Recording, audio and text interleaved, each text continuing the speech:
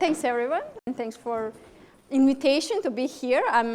This is a topic I'm very excited to talk about, and I think it's one that we don't talk about enough in our academic jobs. So what this talk is all about, it's really about providing some guidelines to avoid common pitfalls. Okay, so this is what our PhD journey looks like in our mind when we start our PhD. So can someone relate to this first part, which is first year, right? We come into this very enthusiastically, and why wouldn't we, right? Because we are really planning to change the world, and we really want to do our best. So we plan to, this was literally my plan. I'm not exaggerating, this was my plan. And I really believe this is how it's going to happen. I'm going to wake up every morning at 6 a.m., I'm going to run, I'm going to come to the office, work 10 hours per day, publish a bunch of papers, and of course, naturally, my research will change the world, right? And now, what happens as we move along this journey towards the third year, or in my case, I've done my study somewhere else, so that's more like fifth year in other countries, you really run out of steam and we become really demotivated, and it's even hard to come to the office, let alone work for 12 hours and change the world, right? So this talk is really about preparing you for this journey and giving you some tools that will hopefully help you nail that PhD and really change the world at the end of it. So this is really what a success looks like, and I love this chart just because it really shows that success, the one that we see, is really just the tip of the iceberg. And that's in particular apparent in academia, where you see your advisors, famous professors. You can look at Shazia or Guido, right? They're changing the world, right? And they are definitely someone to look up to, but what you don't see is what's happening and what led them to that success, right? You don't see hours and hours of time put into it. You don't see numerous rejections. I mean, I'm not going to talk on their behalf, but on my behalf, numerous paper rejections, grant rejections, people telling you you're not good enough, right? This is really what happens. And for that, in order to deal with that and succeed in this journey, we need to build some skills, okay? So the first one I'm going to start with, and it's the hardest one, and I want to start with it just because I don't think we talk enough in academia about them. So let's start by demystifying this and giving you some skills, right? So what is really apparent and what is the number one skill that I would say someone needs to succeed in PhD? It's, in my view, not intellect, it's not, you don't need to have a brain of an Einstein, okay? But it's perseverance, and that's great, right? And this is what a PhD journey typically looks like. I love this image from MIT because this is what we see, right? We focus on our first research paper, and you're working towards it, right? You're climbing, you could almost see the end, right? I'm gonna submit that paper. And the moment you submit it, this is really, let me see whether this works. We see there, right? We're putting everything. The moment we reach that tip is really where the world opens up. And you see much more, how much is there to conquer, right? And the only way to really conquer that is to keep going, right? So this is why resilience is so important. And I love Nick Hopwood, by the way. I've put a link here if you haven't followed him on Twitter or anyone. I think he's a great person to follow.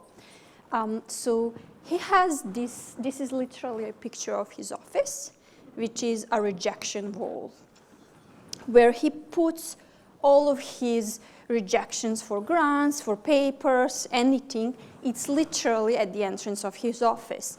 And why he's doing that is really what he's saying, this effect of not sharing is really having this illusion that we're having uncompromised success, which is not really true, right? We all get a ton of rejections, a ton of rejections. Recently, I was writing some document for the school where I sort of needed to document my activities, and I sort of was, I think, okay, got some sort of awards in this year, and when you look at that side of it, like the year was very successful, you know. I got several grants, I got some awards, like it looks impressive. And then I document what I've done. So for each grant I received, I got at least 3 to 4 rejections. So it's much more what is there behind the scene, how many rejections I received for my papers, for my grants, for everything, awards, that's not visible, but it does happen, okay? And that's really, sometimes we share this, there is this concept of a shadow CV, which is really what is behind those successes. So if your paper is rejected, if someone told you you're not good enough, you just need to keep going, okay? There is no, I mean, not everyone is always going to appreciate your work, but there will be people who will recognize its quality, and you just need to reach that crowd. So that's really to say that you're not alone, and that there are lots of places to seek advice from. Obviously, your advisor should be first point of contact, and typically they're very, very skilled in helping you with that. But if not, I mean, there are other sources. Like Twitter has lots of these random handles where you could follow people in the same boat as yourself, sharing the stories, sharing the issues they are encountering and how they dealt with it. If you're struggling with writing, you can't motivate yourself to write that thesis. Just find out the dissertating or write that PhD, lots of useful advice, right? And the last advice I just got is just ask ChatGPT what to do. I mean, the help is out there. You just need to look for it, right? And the most important thing to remember is that you are not alone in this journey, and you all are going through the same journey, which is a bumpy one. It's a bumpy, but it's also very, very exciting. So just don't give up. Now, one thing that I do want to talk about, and nowadays it's getting more visible. A couple of years ago when I mentioned it, it wasn't really always accepted, but really this issue of mental health being really, really important, especially in a PhD journey, because it is a very, very challenging journey, where you get a lot of rejections that seem personal, right? A lot of people, I got a bunch of rejections when I submitted grants where people literally told me, oh, this person is not good enough, what is she doing? It's literally an attack on myself. It's very hard to detach from it, yet you do need to find a way, right, to detach. Okay, this is my work, they're saying whatever, it's not me. And they're having sort of nice mental health routine is really helpful. And there is one link I'm sharing here where you could find a lot of advice how to build that sort of routine. But another one is what I'm sharing from one of our colleagues here from Melbourne with their permission, sharing a personal story, right? A personal story where one morning he literally woke up and the only thing he wanted to do is commit a suicide, because it was that point of PhD that he couldn't see anything else. And as he said, like, he's a white male in a very prestigious institution, having some papers, yet that impact of being completely in that PhD and not seeing the end of it caused his mental health to really degrade. And this is something, It's probably not going to happen to any of you. I'm not saying anything like that to scare. It's more to say that it's good to be aware that mental health is important, okay? And it's important to build those other things beyond the PhD, beyond your next paper or the current paper, so that when the life gets bumpy, when maybe you get rejected 2 times in a row with your paper, you do have something else to turn to. And that could be any hobby. It could be very simple. Some people enjoy cooking. It could be perfecting your cooking. It could be doing sports. It could be learning to play an instrument. It could be anything, right? But find something to fill that personal cup so that when the life gets bumpy, you could still deal with it. So it's all about resilience, right? And it's very important in a PhD journey because the journey tends to be individual, right? And your advisor, yes, they're gonna be sort of, I don't know, sad if the paper is not in, but it's not gonna hit them as hard as it's gonna hit you, right? So you need to take care of yourself. All right, so having all of these scary things out of the way, let's see how we actually build this discipline and how do we become more efficient so that our PhD ends up being more successful. All right. So having maybe heard of Eisenhower matrix? We have. Some people are nodding. That's good. There's lots of people who are very efficient in working. This is really a trick that helps you prioritize your numerous tasks, right? And it has 2 dimensions. One is urgency, like how urgent something is, and the other one is importance. So there are, if you look at these 4 quadrants, something that is urgent and important is something that typically gets done first, and it's something that we typically tend to recognize because, right, it's happening now and it's so damn important. Now, what is the one that we don't recognize frequently is something that is non-urgent yet very important. So I don't have that deadline maybe next week, but it's very important. It's very important for my careers, for my project, whatever it is, right?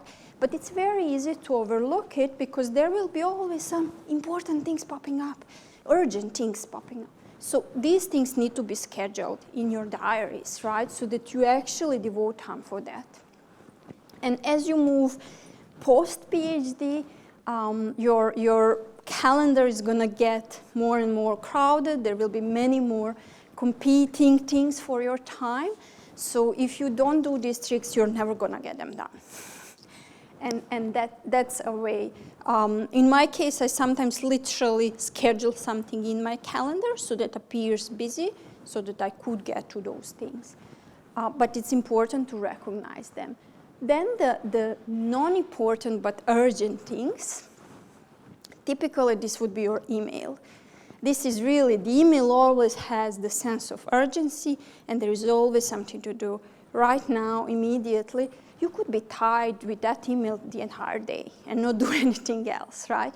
So these are the things you either allocate time to do, allocate someone else, it depends, right? But recognizing what is really important to myself and what I need to do from the noise, the background noise, is crucial. And the last one is non-urgent and non-important things, which is, I don't know, checking your Facebook, publishing an Instagram, TikTok dance, whatever, unless it fills your cup, is something that's probably better to avoid altogether. All right. Another thing that we need to work on typically, all of us, is practicing focus. And focus is very important in a PhD journey because you really need to push that boundary of research, which requires a lot of focus. Now, I don't know whether you had the same sort of expression, but when I was growing up, we always had these kids in class who were fidgety and couldn't really focus and concentrate or whatever, where the teacher would say, oh, you're like a goldfish, you just can't focus, which at that time, I realize now how offensive it was. But underlying thing is that goldfish has actually officially beaten us in the focus. Okay, so we have shorter attention span than a goldfish. Okay, so to actually practice that and to mitigate that, we need to practice different techniques where we actually practice this focus work. And this Pomodoro technique is one I personally vouch for. I tried it and in many forms, and I think it works really, really great. So the idea is that you schedule short time periods of focused work when you need to do something. So they recommend like 25 minutes of activity, then 5 minutes break, then 25 minutes after, I think, 2 or 3 hours, then there is a longer break.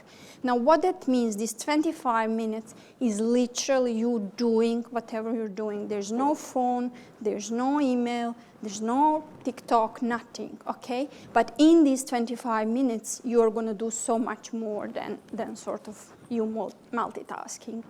And this really helps. I do that with various deadlines, literally when I need to work on something, allocating whatever amount of time I have to finish the task and then working them hard during this, whatever it is, hour or two. You're going to do much more than the entire day of interrupted activities.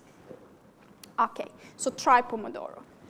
And again, it's not the only technique. I'm just sharing here. If you're curious and you want to see and find more resources, again, just type any of these methods. They're all really great. And you can find the one that suits your needs. All right. So now that we covered your soft skills, okay, the things that you need to be mindful and to practice in your PhD, let's actually start your PhD journey. Okay, so I'm going to go quickly through some of these, mostly because you're all here already, which means you have most likely passed the first stage. But nonetheless, I do want to put it here because from time to time, some students intuitively feel that maybe something is not quite okay in their PhD journey or in their relationship with their advisor and not really knowing what it is causing, and it's typically this, right? So choosing your advisor is something that you should do carefully. And we often joke like it is a marriage, luckily for both sides, shorter marriage, but you do need to make sure it fits, right? That your advisor and you, that you care about same things professionally, and that you have the skills that your advisor is expecting to you, that there is an alignment in terms of expectations. For instance, to give you an example, I typically do a lot of sort of practical, technical work, and from time to time I get brilliant, amazing students who do just theory. And there is a mismatch there, right? Because I can't guide them in terms of theoretical contributions or proofs as well as I would be able to guide someone who's doing more practical work. And while from time to time I do take students, there is like a risk, right, that from both sides. So this is something that you should be mindful of. It's not just I'm going to start with someone. You need to make sure it fits. And then when it comes to choosing the topic, going with your passion, again, there is no right or wrong. Sometimes you don't have freedom to choose the area. Sometimes you do. But finding an area that you really feel passionate about, that you could, wake up in the morning and literally just be excited and go there and do that work, that's something that you need to find. Another recommendation or thing people say, it's really ask yourself, what would you do even if you're not paid? And truth to be told, our PhD candidates don't really get paid a lot, so I think there's some truth to it. But I probably shouldn't say this while being recorded. But that's really what your PhD topic should be. Okay, and then you all already picked your advisor, you already picked your topic, and then you need to be aware of this slide, which is really showing 10 ways to fail your PhD, okay? And there's really, it's very easy to fail your PhD. So the first one is, especially you all tend, and I was in the same boat, coming from graduate school, sort of from coursework mentality into research, and just adopting the same principle. If I just work hard on my grades, everything is going to be okay, right? Well, research doesn't work quite like that, and especially in some institutions. I'm not sure whether that holds for all institutions in Australia, but here in Melbourne, it used to be the case that our first year students had coursework plus research, right? So you need to be very mindful of the time you sort of allocate to protect your research, because we've seen over and over again that students really tend to focus on this coursework, and by the end of their first year, they haven't really done any research. And that really puts you then in an unfavorable position where you need to cram, like in 2 years, lots of work, right? And that's something, I'm not saying fail those subjects, right? You just take them lightly, right? What do you want from these subjects? You want to build skills that are going to help you actually do your research. So be practical, take what you need, but there is no need to ace, to get 99% in a subject if that is going to take away all your time to do research.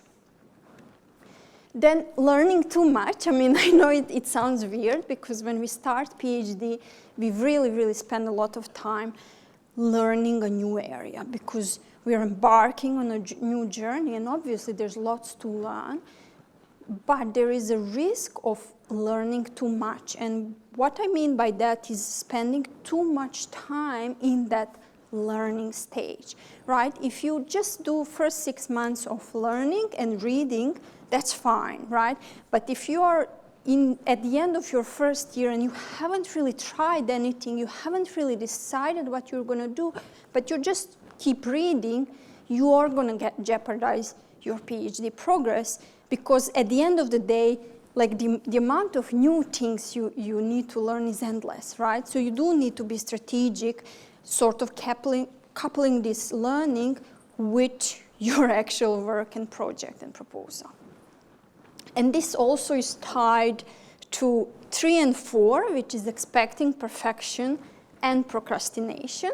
So expecting perfection is really, we see that with students often, when they start a PhD, like I really need to understand a particular area, like I need to read all the papers in the area before I could do that, before I could do something. Just to be frank, you're never going to read all the papers from a particular area, okay? You're going to finish your PhD and you're going to still be reading the papers in a particular area, because that's part of the journey, right? So postponing that, again, starting a project, doing something until you're perfectly ready is going to jeopardize your PhD, and that's really procrastination. Procrastination to start and do something before I'm 100% prepared. I'm never going to be prepared, okay?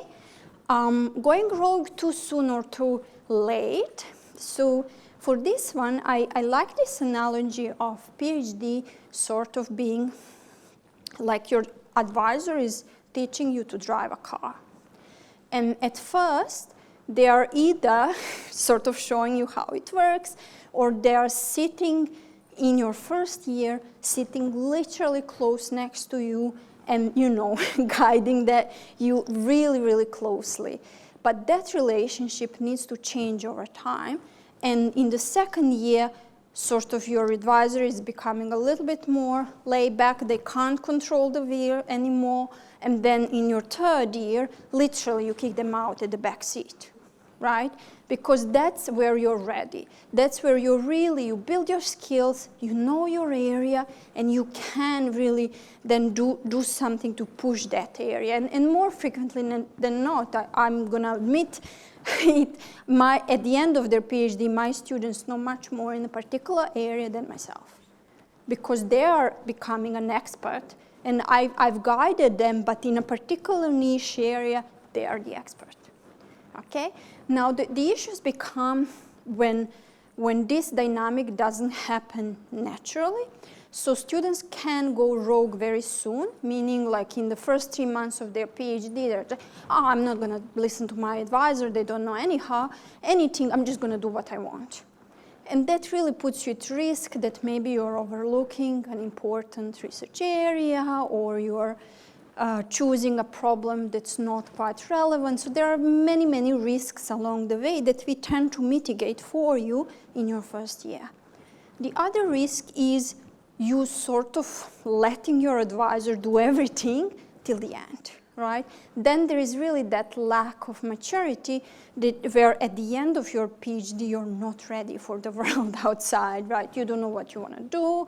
You're not sure how you're going to do it without your advisor. So that sort of dynamic and natural progression has to happen. All right. Treating PhD like school or work. So that's, again, sort of saying that PhD does have some natural cycles that are slightly different than maybe work being whatever, 9 to 5, and then I'm sort of out and I don't think mentally about it or anything. In PhD, there will be times when you're submitting a paper where you're really in the zone, thinking about it much more, maybe even over the weekend thinking about it. And then you submit your paper and then, you're sort of relaxing, and yes, you don't work full hours or whatever. So following those waves of PhD is something that unfortunately we all need to do. Ignoring the committee, this is again different at different institutions, but typically in addition to your advisor, you tend to have some other people involved in your journey. So that could be committee. Here in Melbourne, we always have at least 2 advisors plus committee.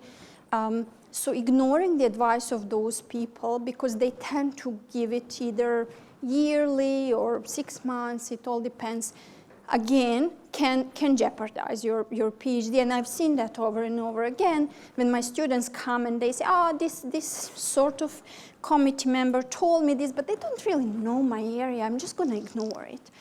And it's something to say that if they misunderstood you, that's on you, right? If they misunderstood, maybe there's something we need to do to clarify or to address it. So just taking these comments on board is something that's quite helpful. Then aiming too low or too high. So aiming too low,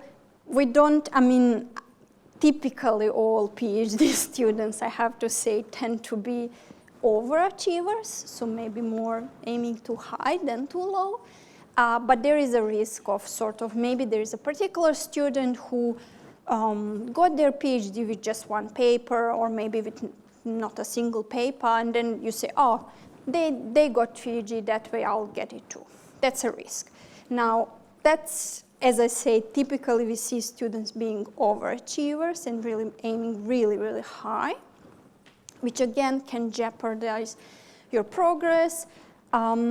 Is sort of expecting really that literally you're going to change the world, and some of you will with a PhD. But I like this story from Einstein that I don't know whether you know that, but what his PhD was all about was trying to estimate in physics an Avogadro's number, and he got it wrong by a factor of 3. And still got his PhD. whether he's deserving of a PhD, I think we've seen after that he's very, very much deserving, right? So in a sense, really having these ultra high expectations of your PhD can sometimes really have a then negative impact on your journey. And then missing the real-time milestones, again, going with these waves of PhD journey where you have your papers submitted. This is what's important. If you have your yearly progress, making sure that you're actually ready for these milestones, that's something that's much more important rather than maybe if you're catching some coursework along the way. It's going to help you, but it is, at the end of the day, it's your research that actually gives you your PhD. All right. Okay, and then in terms of writing your research proposal, again, I don't want to spend too much time just because I've seen many of you have passed that stage. So I'm just putting it here to say there are various resources that you could even find there on how to write the proposal. If you pass that stage, that's fine. You could still use the skills, for instance, to write proposal for every new paper. I don't know how we do it here quite differently, but in my PhD, when I sort of, every time I wanted to work on a new paper, because I didn't see my advisor often, she was very famous, so I really needed to pitch my next idea, literally to first convince my advisor, like, this is what I'm going to work on, this is why it's important, this is what my contributions are going to be. So all of these things, like, plan before I embark, and then she just say, okay, fine, just go and do it. Or she says, no.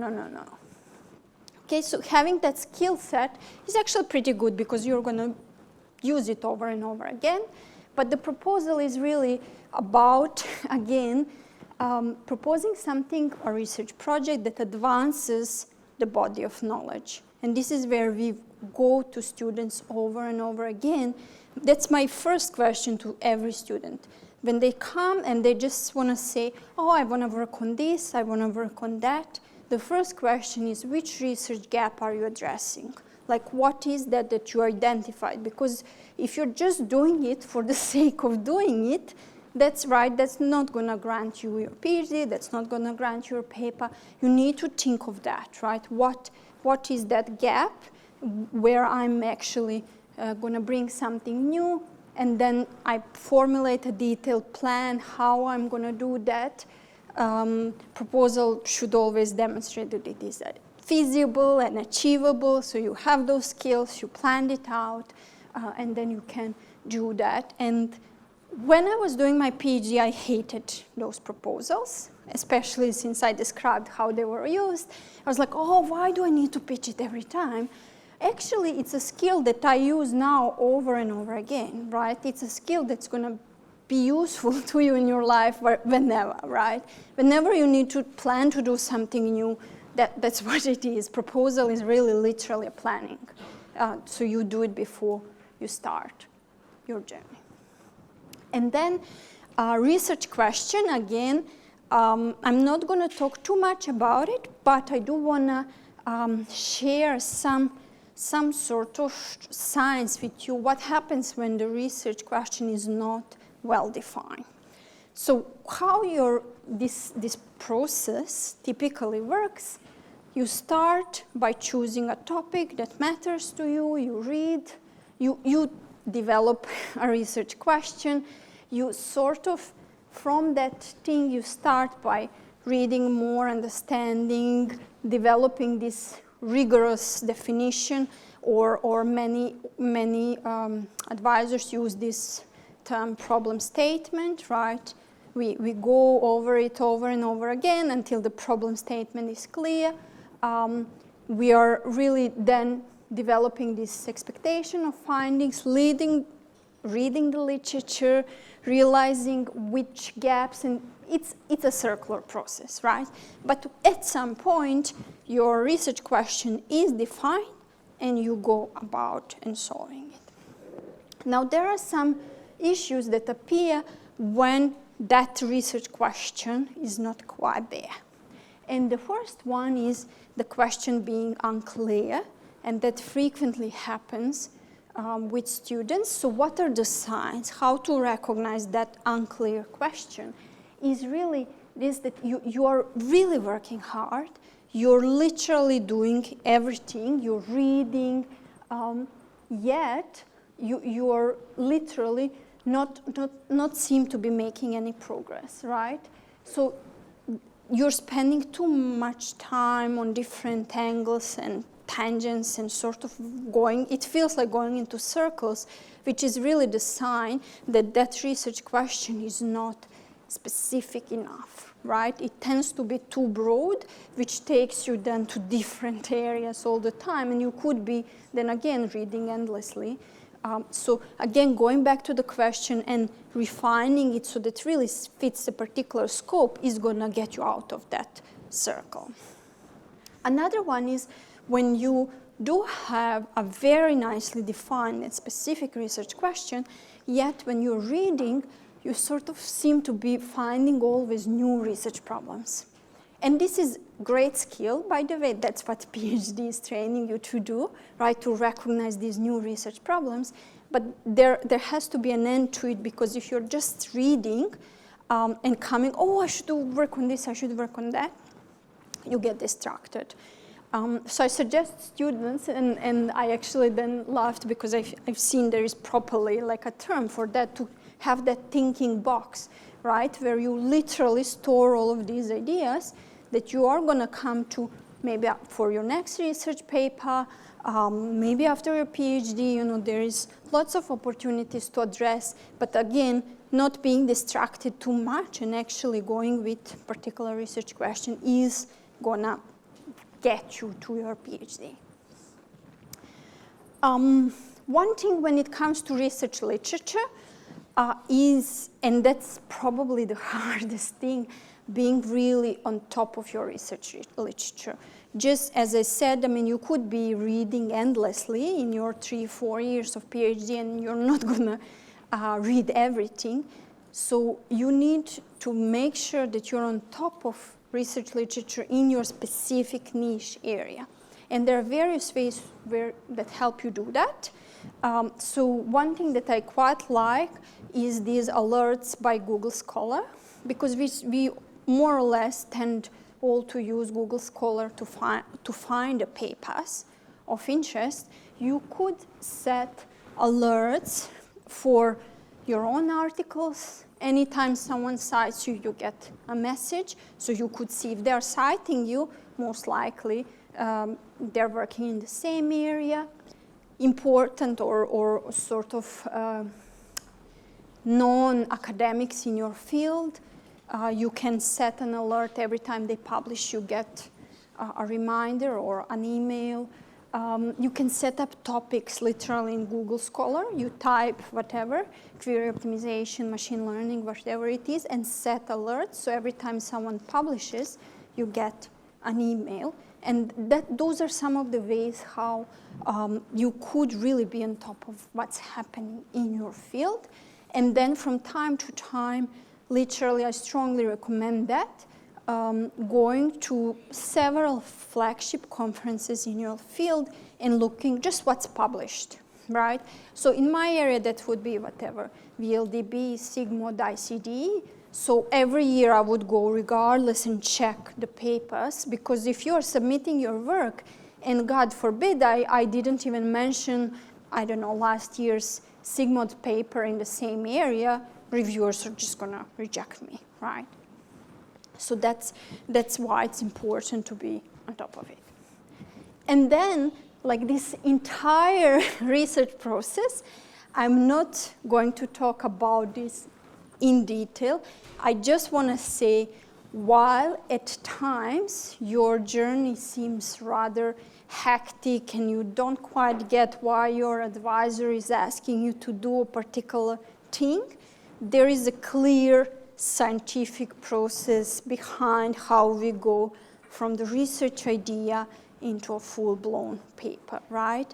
And this is what we tend to help you, although you don't always see why we are asking a particular question, why we are going back to do research question, why we're going back to particular experimental evaluation or whatever, just so that we can get you over the line in a proper way. All right, I mentioned experiments, and I do want to talk about them for all students doing some sort of practical work, and I think for us here in the room, then that tend to be the vast majority. So experiments are quite important. And one of the first things I discuss with my students when we start doing that first research paper is planning these experiments, right? Sometimes students just, produce one graph, show the results to us, we are happy, they're happy, or we ask them, oh, can you, change a parameter and do it again? And they're like, oh, but I need to sort of do everything again. Like, documenting this process, creating scripts, all of that is automated. Automate it as much as you can, okay? It's not wasted effort. If you can automate the script from you inputting your parameter values into all the entire pipeline where you run the experiment, collect the numbers, generate graphs, that's going to help you so much. Because if you produce, let's say, your first paper this way, and you're writing your thesis 3 years down the track, you're going to need to adjust them a bit, okay? And this is what happens. We come to students, can you add another baseline, or can you just change this parameter? And they're like, oh, I just, done that manually. I need to now redo it, and I don't even know where it is. So really be careful of that, because when it comes to experiments and when it comes to really doing research in a proper way, repeatability is key. And many conferences nowadays are actually pushing that, where you do need to produce, even provide these experiments as part of the submission, and that's all to ensure that research is reproducible, because we don't want to work on something just for the sake of it. We actually want research community to be able to use it. So thinking of that is important. Planning your experimental section ahead of time when you start your paper, to literally think what you want to put in. Even before you write a paper, even you run a single experiment, think what is the story, which experiments you're going to run, and then go and do it. So that investment really pays off in the long run. In your first year of PhD, later when you're writing your thesis and you're really, really stressed and doing thousands of things, it's so easy. If you've done this process, it's so easy to create another graph, to expand your ablation study, whatever you want to do. It's very easy. And then I've approached some of the people for advice, like what they tend to suggest or recommend to their students. So the first one, I guess, is something you've heard a lot. Talk to different people, right? Talk to different people, and this event is a great opportunity for you to chat with your peers, your friends, and explain to them in a couple of sentences what your work is all about. You're going to use that skill enormously, like all the time, later in life, being able from something very complex, because I'm sure all of your research questions are very complex and there is beautiful science behind. You do need to be able to sort of formulate it in a succinct way with 2-3 sentences, literally saying this is the problem I look at, this is my angle, this is what I've achieved, right? This is one that people recommend, and I've done my PhD in that way, writing literally the paper introduction with fake results. So this is what my advisor used to say, like literally I would write introduction, my plan of experiments and what I expect to see in there. And by fake, I don't think faking the results, I think literally writing about the expected things to find in there that helps you really writing that entire narrative of the paper so that you can write that in a clear and concise way. Writing text to non-experts is a very important skill. When you are a PhD student, you tend to go deep, deep, deep down, which is really great because this is where the research happens. But you do need from time to time to, you know, go to the surface, take some breath, and actually talk to people, and be able to say what you've been doing for the last couple of weeks there deep down. For us, I mean, for us busy academics who don't quite get it, it's a very useful skill, okay? And the last one, developing proof of concept quickly. And there is this saying, fail or succeed fast. So the idea is if you are gonna fail with a particular idea, you need to fail quickly, right? I don't wanna jeopardize my PhD by doing something for a year, only then to find out that maybe that's infeasible, or maybe it's not quite what I meant, right? So trying something, cooking something quickly, not perfectly, again, putting our perfection on the side. If I'm gonna fail, I should fail quickly. If your prototype is promising, then you dive into your full-blown research. And then, again, sharing some pointers what to do once you are on your research track, right? Once you do have your questions, you're working on your research, but these are all other things that you should be mindful, because there is life after PhD, right? And even though at times it seems our PhD is everything, you do need to be mindful and strategic. So there are pointers from Matt Might. By the way, there's several pointers to his articles. He's brilliant, so you could either check the website or Twitter or whatever. He offers a lot of advice on different careers in PhD journey and beyond, what you could be expecting. So in terms of PhD, that would really be while you're doing your research, you're also thinking about important things such as really updating your CV, picking those volunteering activities or internships or something that is going to help you in your post-PhD life. All right. And then after, this is something that, again, I want to say, there is a lot of advice, and this is probably not the venue to talk about it. So I just put pointers, what to expect after. For instance, Matt Might, I already mentioned, thesis whisperer helps sort of demystify that process. Professor Izin, in case you're interested in academic career post-PhD, they talk about everything, how interviews work, how you negotiate for a salary package, whatever. So really, there's lots of advice out there. So just familiarize yourself, and I'm sure there will be something useful for anyone. And then, really, the last illustration, again, from Matt Might, is that you need to keep pushing.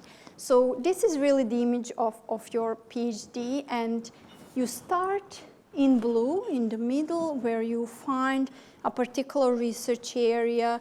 You start sort of investigating, doing your research literature, finding the first research problem, working on it, finding the second research problem, and sort of you're pushing, and at some point up there, you actually sort of advance that body of knowledge, right? And that's your PhD. That's your PhD, that's you advancing the body of knowledge. Now, to you, it seems like the entire world, because it is, right? You've done that for several years, you've invested so much, it really seems like everything. But ultimately, this is what every PhD is, right? It pushes a particular area, and there's so many more research problems that you could be working on and addressing. So just keep pushing and keep advancing. Keep updated is really important, and I found it really hard in our specific field because we do not have the energy to consume every paper that's out.